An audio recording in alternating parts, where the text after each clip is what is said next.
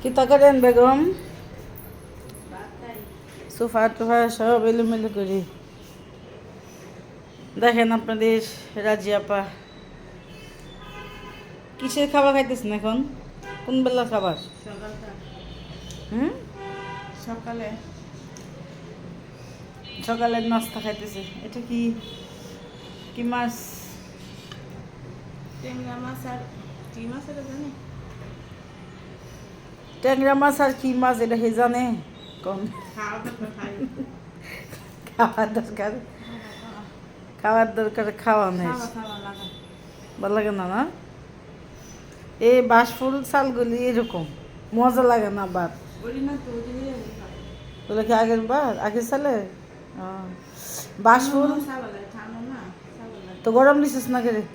দিছি গরম করছি তো গরম করার পরে এমন লাগে কারণ গরম মনে হয়েছে না ভালো করে। ওই সে আমার মনে হয় কোন লাগছে